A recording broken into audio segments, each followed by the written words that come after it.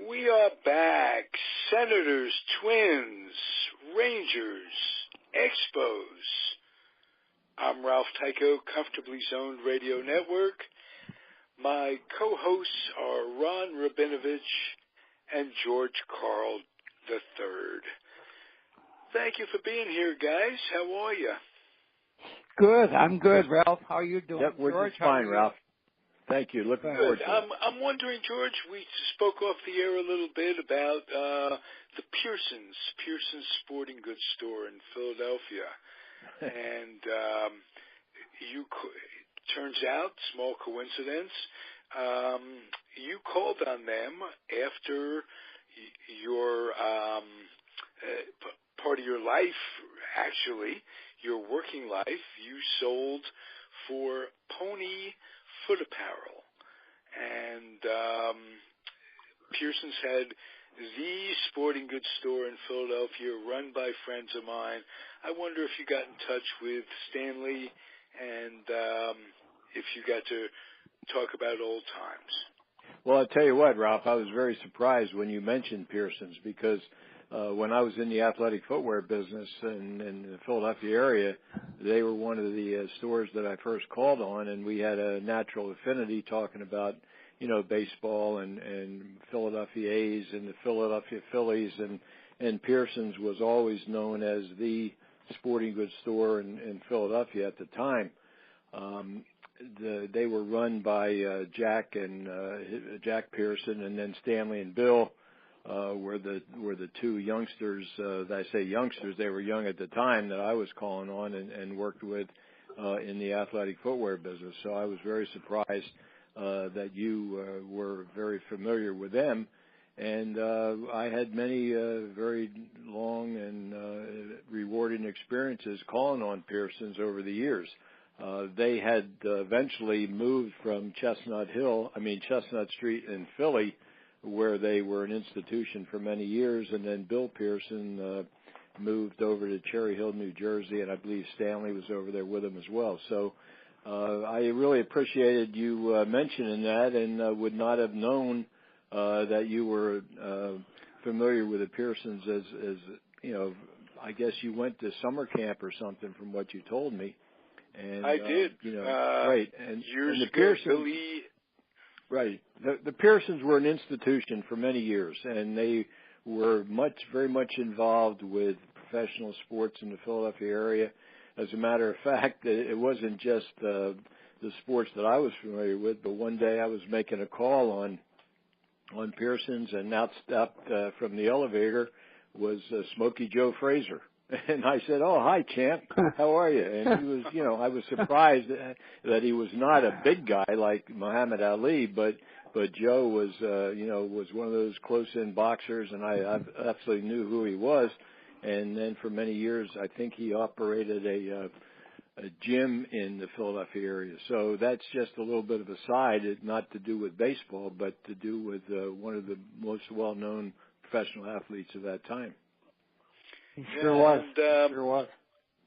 One of their sons, Billy's brother Craig, was the team doctor in spring training in Mesa for the A's and the Cubs for many years, and he was very, very heavily involved in the Player Association, Major League Player Association, in bats, and which is their charity organization. And I miss him dearly. Craig passed away a few years ago. He was my lifelong friend. Again, we the three of us, Stanley, Craig, and I, and Billy, went to summer camp. Four of us, actually, went to summer camp in the Poconos at Kittatinny Camp. And little baseball trivia there. Craig was the only civilian, non-player, ever allowed to play in MLB All-Star games, in the alumni All-Star games. He's a terrific athlete at Overbrook High School and Albright College, and he just he fit in beautiful with the A's. He was at the A's and the Cubs. He did what he did for a lot of years, and he befriended a lot of people. That's interesting, Ralph. I did not know any of that, and I wish I had when I was calling on Pearsons. But one thing I did want to also mention, you talked about Overbrook High School. Do you know who also went to Overbrook High School from Philadelphia? Oh yeah, Mr. Wilt. Wilt the Stilt. That's right. Wilt the Stilt. He did not like to be called Wilt the Stilt. No, he did not. No, he did not. I remember a few years ago I went to it was more than a few years ago, but I went to a professional volleyball game, and I went there for some reason, and in walked Wilt Chamberlain, and I was sitting in the stands, and some youngster said, "Oh my gosh, who's that tall guy?" They had no idea it was Wilt Chamberlain. Right. Do you remember he scored 100 points in one game? He certainly did, and he did it in Reading when Ralph mentioned. He did it in Hershey when Ralph mentioned Reading. Reading is not too far from Hershey, and Hershey was where the Philadelphia Warriors at the time were playing a home game, and that's where Wilt scored 100 points.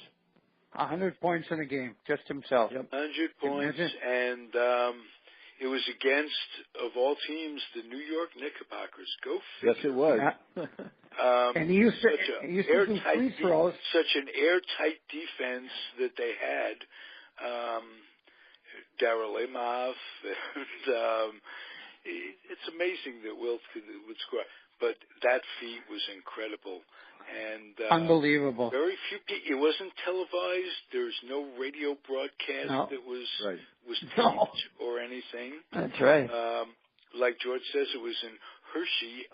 Oftentimes, the Warriors and other teams would, during the year, play not exhibition games, but play their home games in arenas all over.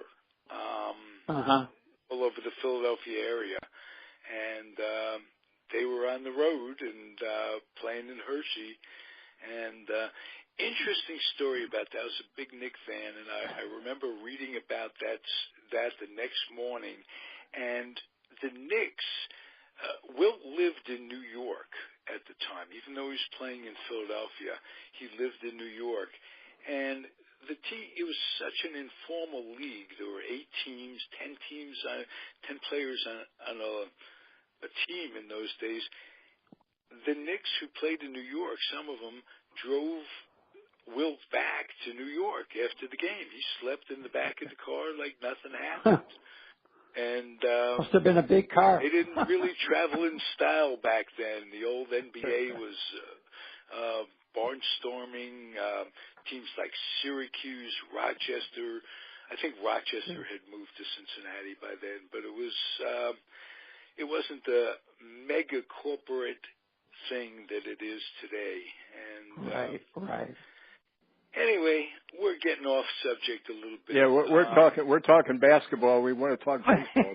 But I was in the athletic footwear business for so many years. All I did was talk basketball. What was the most fun you had doing that, George? Just curious. Well, for me, it was sort of a natural, and I think I had mentioned one time before when I was making, calls on either sporting goods stores or basketball coaches or athletic directors or whatever, and when I introduced myself, and many of them, knew my name, so it opened a lot of doors for me, and that was probably the most rewarding part of that, is that I was doing, a business that I loved. Not as a player, but as a business executive, and it was just very rewarding. I traveled the country. I used to leave Philadelphia Airport on a Monday morning, get home Friday night, be all over the United States, and had many wonderful experiences. And, we're involved in watching, just as an aside, we're watching the Final Four. I happened to attend, I think it was 25 Final Fours in a row. That was part of my job. So wow. I knew all the coaches, I knew all the teams, the athletic directors, the basketball coaches, many of the other officials of ball clubs, and it was really part of the job that I had. That was my responsibility. So the perk of that was that each year the National Association of Basketball Coaches would have their annual convention, which was tied into what we call now March Madness, the Final Four. And the part of the perk was to have, tickets for the semifinals and the finals every year. So, I was there for 25 some years and saw some of the greatest basketball played anywhere. Matter of fact, I saw in Salt Lake City when Magic Johnson and Larry Bird went against each other in the finals. Indiana State against Michigan State. So I saw both of those great NBA players when they were still in college. Unbelievable. Did you ever know a coach by the name of Rick Majerus? Yes, sir. Absolutely. Yeah. He was a dear friend of mine. Well, I think we grew up together in Sheboygan. Yeah, didn't he coach at Marquette? Marquette, and he went to the Utes, to Utah. Right. Yeah, we went to high school together in Sheboygan. We were good friends, and his parents were good friends of my parents. Yeah, that's interesting. I did not know that. Ron, another guy you might know, and I know we're talking basketball again, but Al McGuire.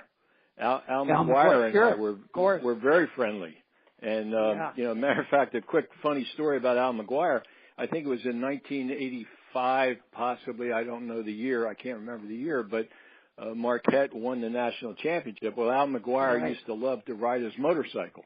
So he's down in Atlanta, and he rides his motorcycle out into the Georgia countryside. His motorcycle breaks down. He has to knock on the farmhouse door to get a ride back to Atlanta for the Final Four. And he's telling me this the next day, the day, like Sunday is an off day. So, Al and I are having breakfast on Sunday. He said, George, he said, I want to tell you this funny story that actually happened to me last night. So. Very cool. Very cool. Did you know Dick Valvano at all? Yes, Jimmy Valvano was. I'm sorry, and Dick Vitale, they teamed up. Yeah. Dick Vitale and Jimmy Valvano were both associated with Rutgers, and that's where I went to school. So, Jimmy Valvano played about 2 years after I graduated, and then my first or second year in the athletic footwear business, I happened to call on Rutgers. And I walk into the office, and there's Dick Vitale, and Dick, said to me, he said, well, I hope we have a chance to get together someday. Then about 10 years later, I had a basketball coaches clinic, and Dick in Pittsburgh, and Dick was one of our speakers. And he's a very interesting guy, made a lot of money as a motivational speaker as well as being a coach. And now, of course, he's well known on his broadcast. Sure. We have a similar. He passed away. Years. His brother has a sports talk show. Interesting enough, and one of the a nationwide syndicated one, and one of the most interesting ones of all that are out there. And, it is a small world. It truly is. It truly is. We are a twin senator show. Before, Ronnie and I are going to talk a little bit about the Twins and spring training, and I just want to mention we're recording this on opening day, which no matter who your deity is, this is one of the most important days. This is the high holy day of baseball. That's right. It is. I've seen some people that they want to make it a national holiday. That's right. Absolutely. And speaking of that, and I think we talked about the old tradition of Washington throwing out the presidents throwing out the first ball on opening day, and Cincinnati always opening up. Washington, the Nationals, the team that moved from Montreal, wanted Trump, our new president, to throw out the first ball, and he refused to come. He declined. Yeah. I had heard that, and I'm not sure the reason. Maybe for security reasons, or maybe the fact that there's so much controversy about Trump being president. But for many years, that was the tradition in Washington, that the president of the United States would throw out the first ball, in Washington. And now that tradition has been ended for many years, but. I was sort of surprised that Trump said no, but on the other hand, I can understand probably why he did it, because going out there and getting booed or having fist fights in the stands about him. You'd have 50,000 people booing him. Right. Well, actually, you'd have 48% of 50,000 people. That's about right, Ralph. You're right. Yeah. You're right. That's the scary part, too, believe it or not. Everybody talks about how they're so appalled at what's happening. He's just simply an opportunist. I mean, a good one, if from that standpoint. But you got to examine people that voted for him have to examine themselves, and there's a problem with that. I find that people who think along the same lines as Donald Trump, even if they're upset with whom they voted for, or some people didn't vote. A lot of people didn't vote for anybody. A lot of people didn't vote, right. Yeah. They're not the kind of people that are inclined to say, I might have been wrong. I think I'm going to have to say, let's see what we can do about this. No, they'll back up their decision, whatever it was, for the rest of their lives. Well, he would have been this, but those people were out there. They were tapping his phone. How could he be expected to carry on the work of a president? This kind of thing. I think we're headed for some problems, and that's somebody else's podcast. Let's talk ball.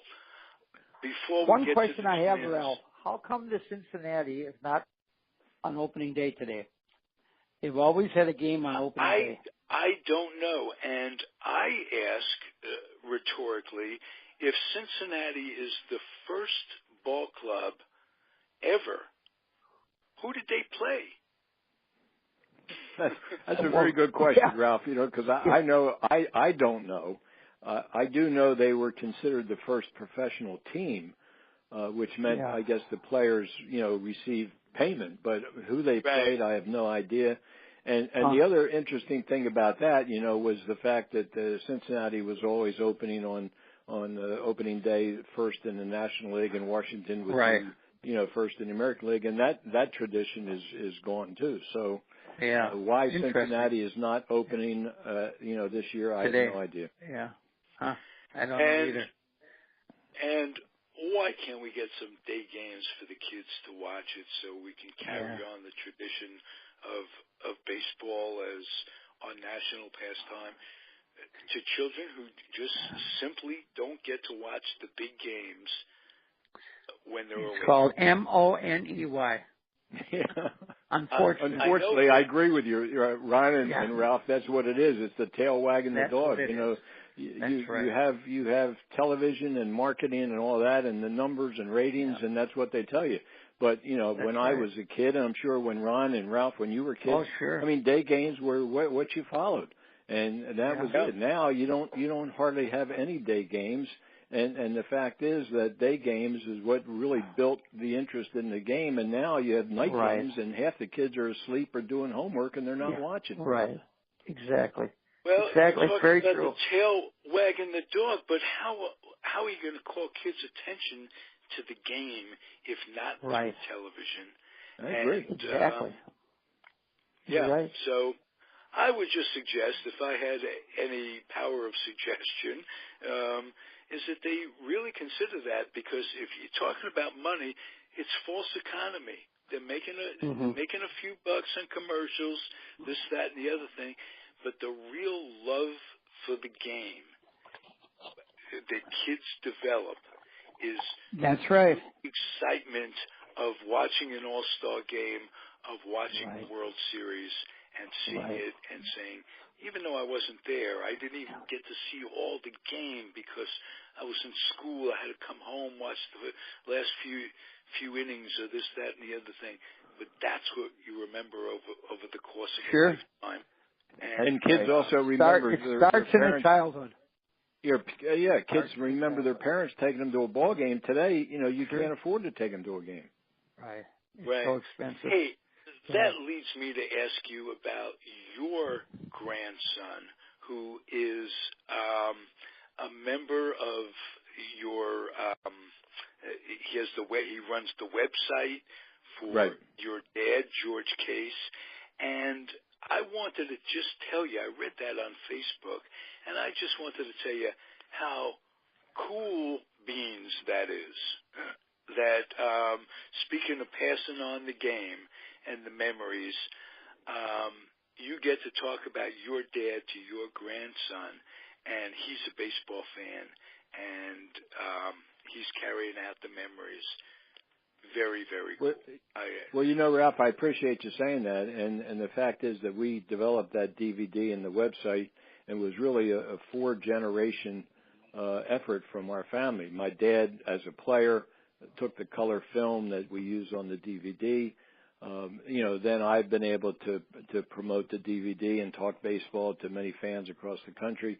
My son, who had the same name, George Case IV, helped me with coming up with the idea of using the hashtag Timeless Baseball.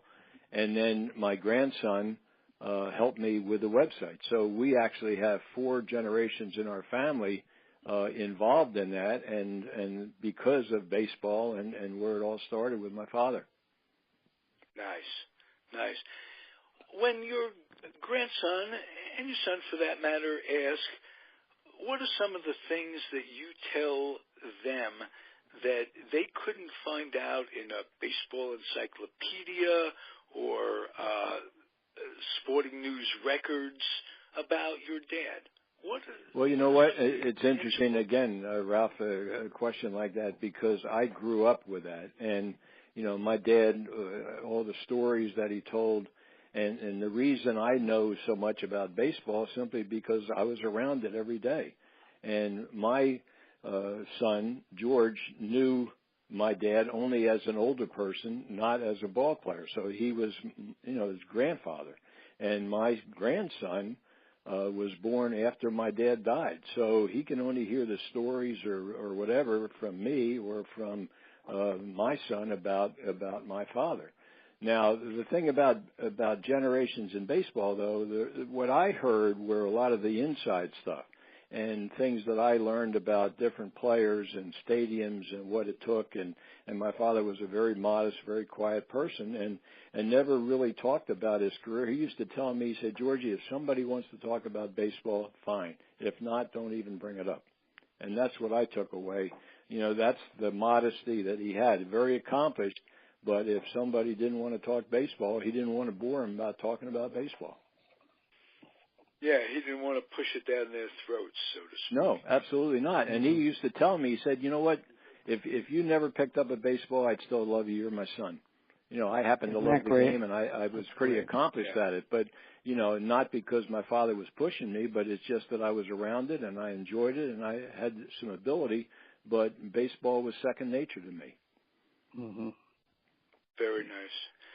Yeah. Anything about your dad that contributed to his success that we'd like to know about in terms of his mental makeup?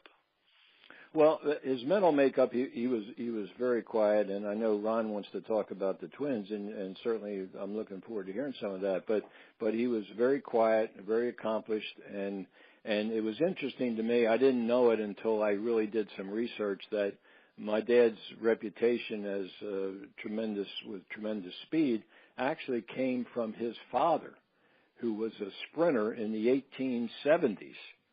And once raced one of the English sprinters named Ben Scholes, and I did not know anything about it until I happened to read an article looking about baseball, doing some research on my dad and his family, and here I come up with this, George Case Sr., famous Trenton, New Jersey sprinter.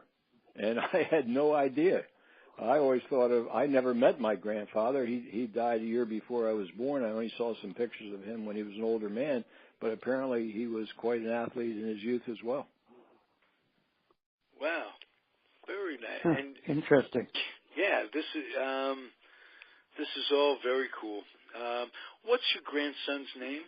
His last My grandson's name is Nathan, and when he was born, I had to laugh because my son George the Fourth called me up. He said, "Well, Dad, we have a new boy, but his name is not going to be George the Fifth."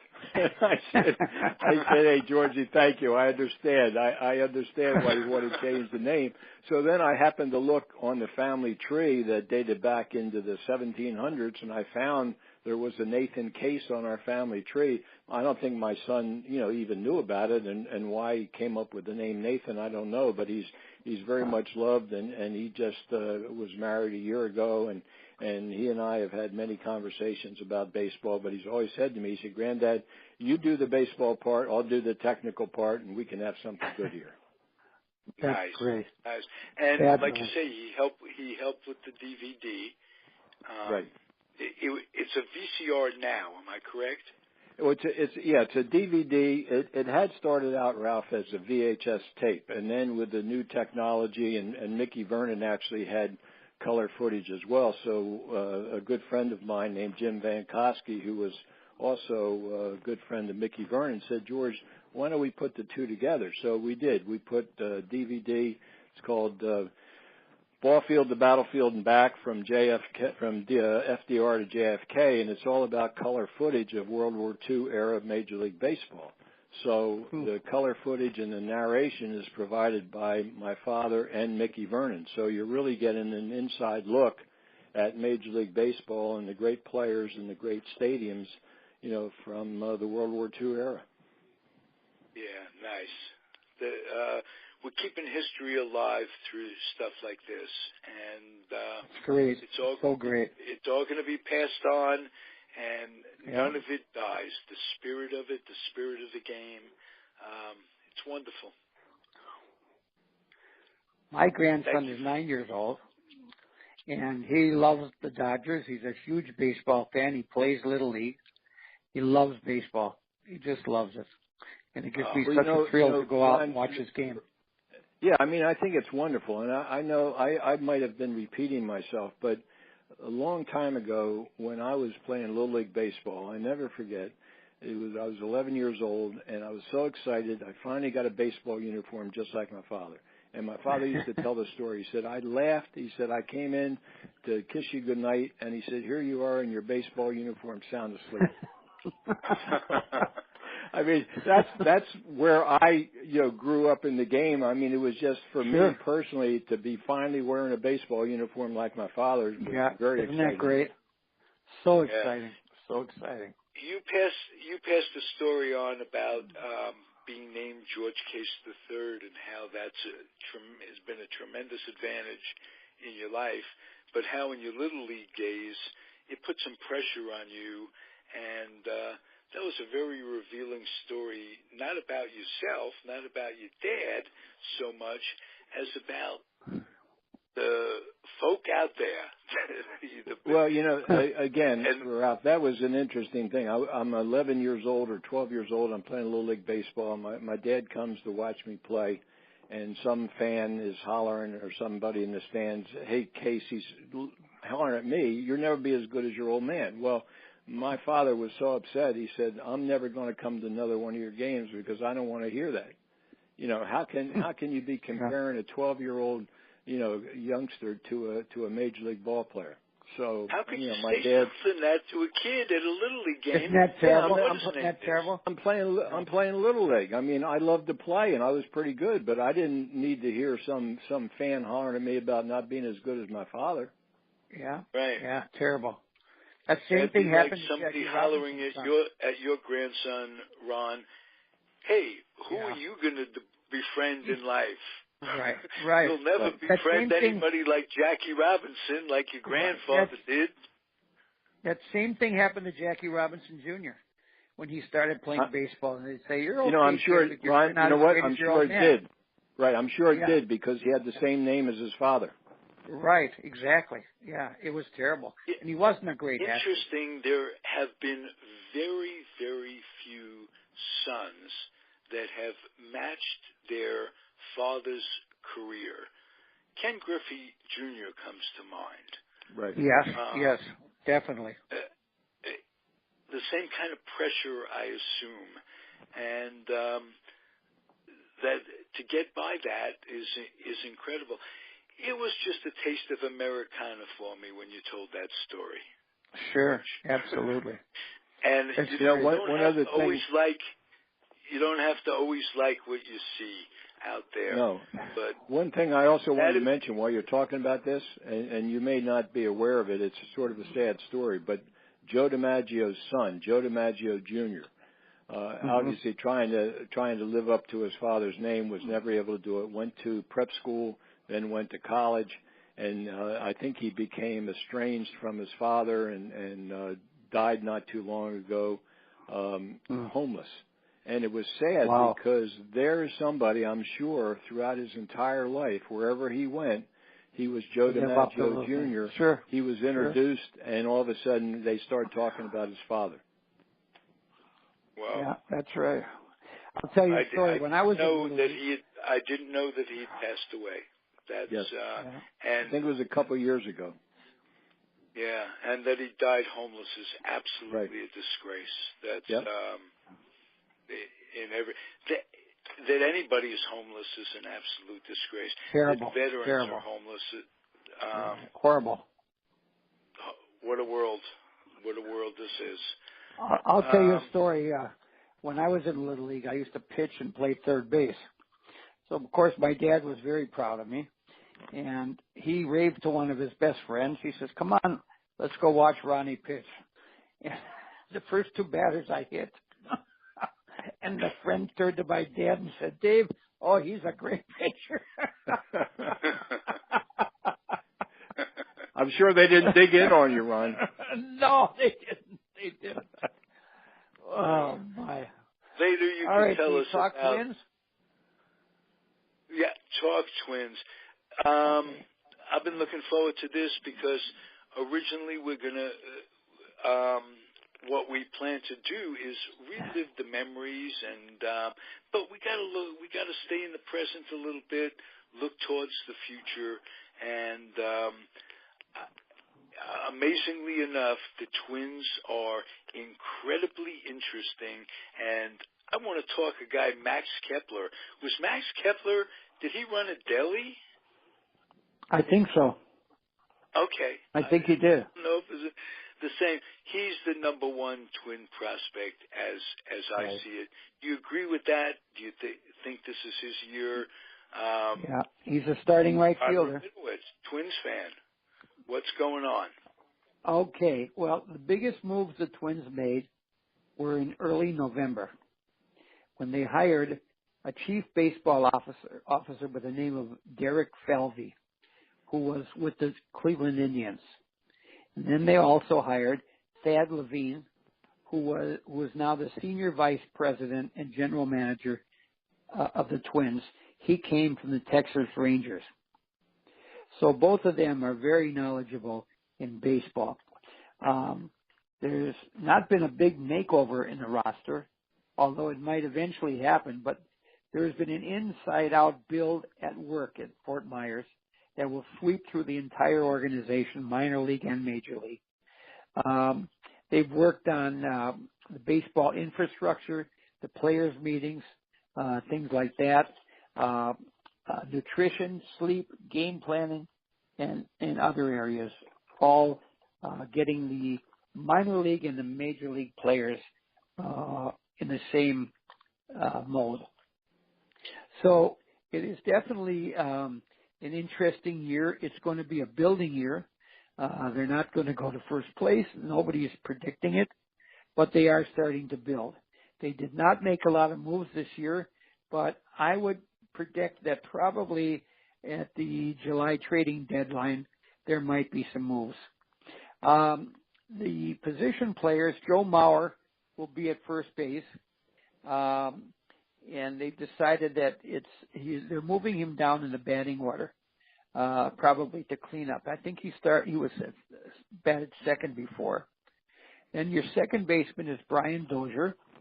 There's been a lot of talk about him being traded over the off season to the Dodgers, although that never happened. He had a great year last year. He had 42 home runs. And some people think it was a fluke, but he's out to prove it isn't, and possibly become more likely to be marketed at the deadline. Jose Polanco is the shortstop. He's the second baseman in waiting, continues to wait for the opportunity to be the second baseman. Miguel Sano is the third baseman, and Eddie Rosario is playing left field. Byron Buxton, who's a real good kid, I think he's going to be terrific. He had a slow start. He has speed and power. He's got speed and everything. He's great. Yeah. And then of course Max Kepler in right. And then Tell me a little bit about him. He's coming up with quite a splash. He really is. They say that he's made more strides year to year than anybody else, and they're very optimistic that he'll continue that habit. He's terrific. He's only 24 years old, so he's a work in progress, I believe. And Jason Castro they acquired because they want a catcher with defensive and offensive abilities. The designated hitter is going to be Robbie Grossman, and he's worked real hard all spring, and his defense and his hitting. So I think he should be good. Has Mauer turned into a pretty good first baseman? He was a catcher. Yes, he has. Yes, he has. I think the years of his catching have caught up with him with his knees and everything else. But I think he's a very good first baseman, offensively certainly and defensively. Okay. Then the pitching. The pitching's a little weak, but they've got Irvin Santana. The starting pitching is Irvin Santana, Kyle Gibson, Alberto Mejia, Hector Santiago, and Phil Hughes. Those are the first starters. Those are the five starters. Something very interesting about Santana. He's a memorabilia collector, I read. Oh, is he really? And no kidding. Not just the memorabilia. He's one of those fanatics. He asked somebody that appeared in an all-star game or an old-timers game for a uniform top or something, and it inspired him. His entire home, top to bottom, old baseballs, old jerseys, bats. No kidding. He's got cabinets set up in the floors because he can't hold everything. Leads me to a great question as far as I'm concerned. Do you, George, have stuff that in your house that's just great memories of your dad, uniform jerseys, stuff like that? Yeah, I do, Ralph, and I am not a memorabilia collector, but I have most everything of my dad's career, his uniform that they gave him in 1947 when he retired. We have his shoes, gloves, bats, balls, a lot of books, a lot of photographs. So, my interest in passing along to my family is my dad's memorabilia and background. And I am not a collector. I do not attend, conventions, or I do not buy and sell. But I do have, all of my dad's memorabilia, which is very valuable to me personally because of my father. And then I think that, my sister and her family and my children and their families are all someday they're going to have this, and what they do with it after I'm gone is certainly up to them. But I wanted to certainly preserve my dad's memory as far as the people that I'm surrounded with right now, and for my own love of the game and love of my father, because many of those things are very important personal memories to me. Right. Beautiful. That's very important. Yeah. Just like me with my Jackie letters. I'll never sell those. You know, they're so Right. valuable to me. Not this. You know, yeah, never. I mean, all these No. handwritten letters and pictures. So, but it's just what it means to me more than anybody. Right. But yeah. Ron, did you get to meet Jackie's son, Ron? Jackie's son, Jackie Jr.? Junior? No, I never did. I'll tell you a story about him, though. He, as I say, he wasn't a great athlete, and he ended up going to the Vietnam War. And when he came back, he had a heroin addiction. And Jackie Robinson was on the Governor Nelson Rockefeller's Commission Against Firearms and Drugs. And here his own son was arrested with a packet of heroin and a firearm. And Jackie said, I don't know how I could have been an influence to any other kids when I wasn't an influence to my own. And Jackie Jr. went into a treatment center, and that's where he found his niche in life. Because after he came out of that treatment center, he became a counselor at that center. And there were these glowing letters from all these addicts that said, I owe my whole life to Jackie.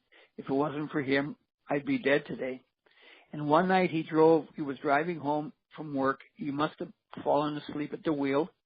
He was killed in a one-car accident. There was no drugs or no alcohol in his system. To lose his son to drugs and then to regain him and then lose him permanently was just too much. He died in 1971 and Jackie the following year in 1972. And Sharon Robinson, his only daughter, she works for Major League Baseball. She's a vice president of education. She travels around the country and speaks about her father like I do. She also writes a lot of children's books. She's a terrific children's author. And their other son, David Robinson, lives in Tanzania in Africa. And he started a coffee farm. And he got all jobs for all these people growing coffee. It's called Sweet Unity Farms. So each one of the kids in their own right have given back to their countries and their world. So it's been a pretty interesting family. And then Rachel herself is absolutely a phenomenal lady. God bless her. She's 95 years old, still going strong. She started, the year after Jackie passed away, she started the Jackie Robinson Foundation, which is a scholarship program for children of color and minorities to go to college. They have the greatest graduation rate of any scholarship program in the United States, 98%, which is way, way double the national average. And Jackie would have been so proud because education was so important to him. So it's quite a family, quite an amazing family. You know, I'm really happy I learned a lot from what you just said, and I can tell you, a little bit of an aside about Sharon Robinson. I was at a meeting a long time ago up at Major League Baseball headquarters, and Sharon was there.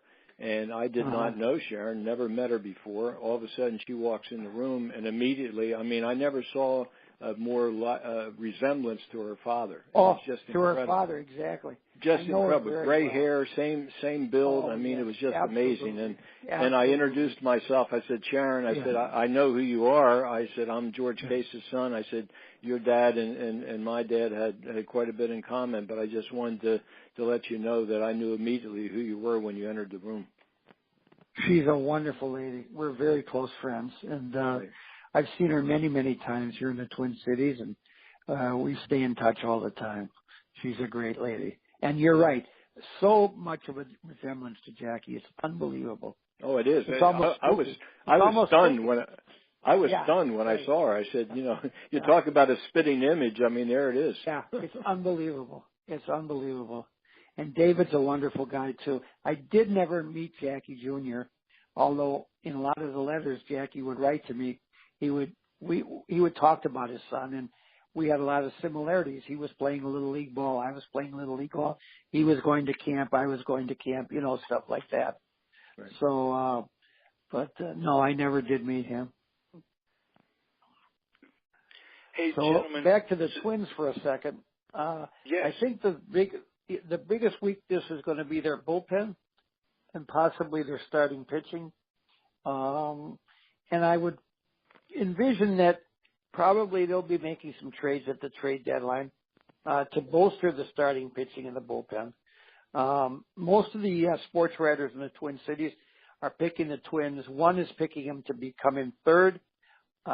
Three of them are picking the fourth, and one is picking the fifth. So they're not going to be there this year, but I think that they're on their move. And I think it's a team to watch in the future. Just like the Cleveland Indians became a dynamic team, I think you're going to see the same thing here. Because you've got two guys, one from Cleveland, one from Texas. Good roots, who know a lot about baseball. So, we'll it's see. interesting you meant there's a connection with Cleveland through Yep. a pitcher in my youth who I just found out passed away a few years ago. I wanted to meet him and perhaps get him as a guest on the show. It's Jack Kralik. I don't know if I remember that you guys name. have. He was a solid pitcher with Washington who came over to the Twins.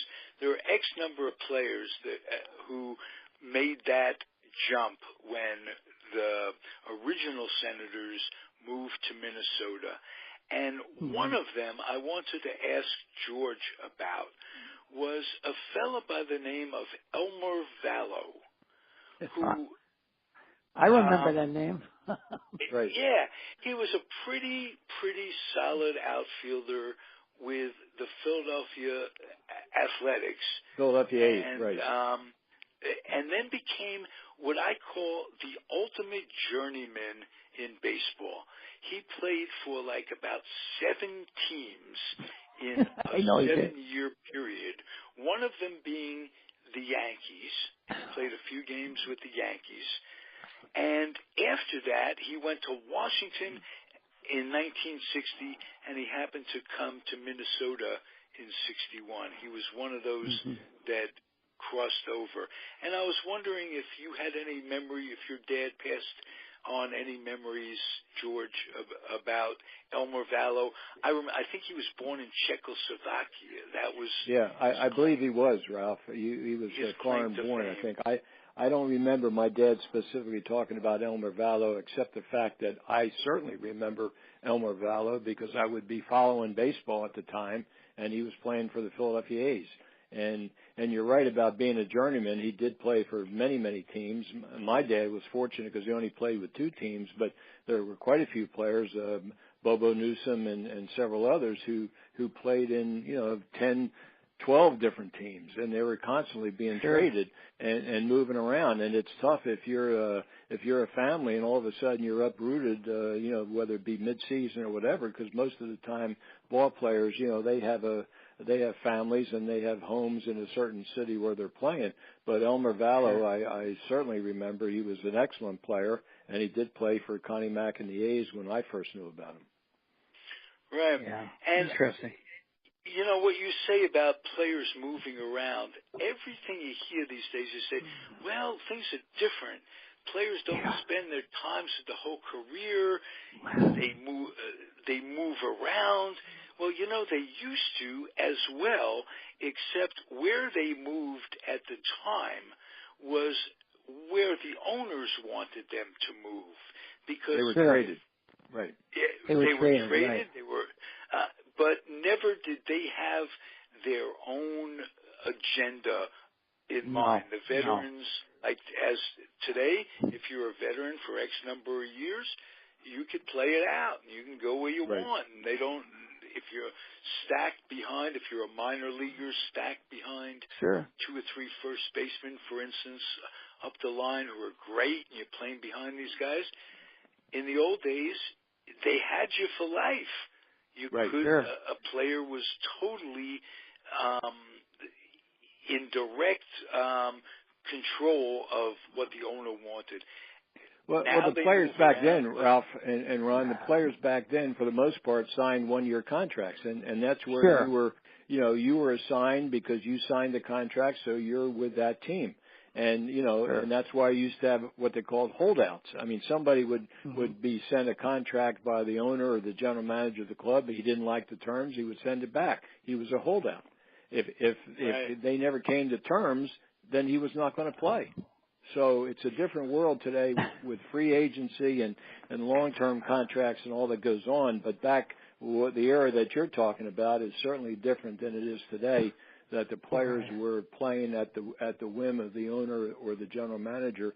And some players, my dad was fortunate because he was able to play a long time, and Washington had need for outfielders and that kind of thing. But if he had been playing and been stuck behind two or three, players of a better caliber than he was, that's where he was going to play. Unless he got traded, he was going to have to stay within the organization. And back then, if you look at baseball, I mean, Major League Baseball is still, had 8 teams in each league, but there were probably 4 to 5 different divisions of minor league baseball, and that's where the younger players, if they got behind, some great established star or position, they were going to be stuck in the minors.